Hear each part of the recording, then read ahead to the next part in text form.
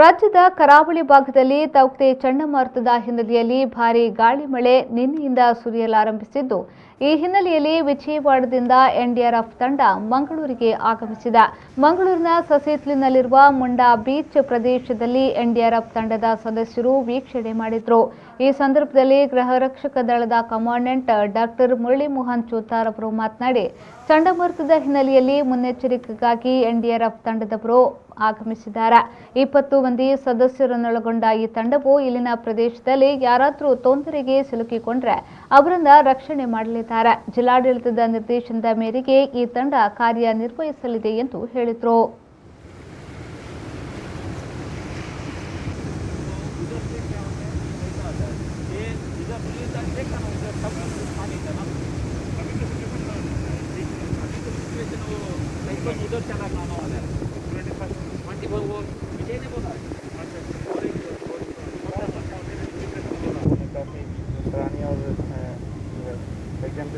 Cyclone ಸಮಯದಲ್ಲಿ ರಕ್ಷಣೆಗೆ ಬಂದಂತಹ ಎನ್ಡಿಆರ್ಎಫ್ ತಂಡ ವಿಶಾಖಪಟ್ಟಣದ ಬೆಟಾಲಿಯನ್ 10th ಎನ್ಡಿಆರ್ಎಫ್ ವಿಶಾಖಪಟ್ಟಣದಿಂದ ವಿಜಯವಾಡದಿಂದ ಬಂದಂತಹ ತಂಡದ ಎಲ್ಲ ಸದಸ್ಯರು 20 ಮಂದಿ ಸದಸ್ಯರು ಇವತ್ತು ಸಸಿಹಿತ್ಲಿನ ಈ ಮುಂಡಾ ಬೀಚಿಗೆ ಬಂದು ಇಲ್ಲಿಯ ಜಾಗದ ವೀಕ್ಷಣೆಯನ್ನು ಮಾಡಿದ್ದೇವೆ.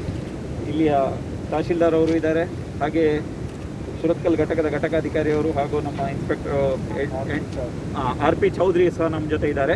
ಹಾಗೂ ಅವರ ತಂಡದ ಎಲ್ಲ 20 ನುರಿತ ರೆಸ್ಕ್ಯೂ ಆಕ್ಟಿವಿಸ್ಟ್ಗಳು ಸಹ ಇದ್ದಾರೆ.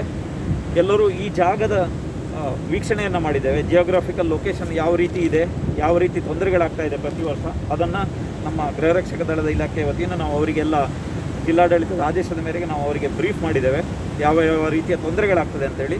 ಸೊ ಇವರು ಈ ಸೈಟನ್ನು ಇನ್ಸ್ಪೆಕ್ಷನ್ ಮಾಡಿ ಮುಂದೆ ಬರುವ ದಿನಗಳಲ್ಲಿ ಮಳೆಗಾಲದಲ್ಲಿ ಆಗುವ ತೊಂದರೆಗಳಿಗೆ ಮಾನಸಿಕವಾಗಿ ತಯಾರಿಯನ್ನು ನಡೆಸ್ತಾ ಇದ್ದಾರೆ. ಹಾಗೂ ಯಾವ ರೀತಿ ರೆಸ್ಕ್ಯೂ एक्टिविटीज़ में आ रहे हैं और हम लोगों ने जो भी यहाँ का वल्नरेबल प्लेसेस है उसको आइडेंटिफाई करना, लो लिंग एरिया को आइडेंटिफाई करना और सिविल ऑथोरिटी का लोग करते हैं ताकि कोई इमरजेंसी या कोई कंटीजेंसी होने पर हम लोग इमीडिएट रेस्क्यू ऑपरेशन कर सकें. हमारी टीम जो है 24/7 यहाँ पर हमेशा जो है for the serving of people हमेशा रेडी है और हमारे जवान ट्रेंड पर्सन हैं और सभी DPM equipment, blood rescue equipment, cutting equipment और जो भी साइक्लोन रिलेटेड ड्यूटीज़ परफॉर्म करना है उसके लिए टीम हमेशा तैयार रहती है. और मानसून ड्यूटी के लिए भी हम लोग को प्री डिप्लॉयमेंट यहाँ किया गया है. उसके बाद सर कितना साल से अभी यहाँ पर हम लोग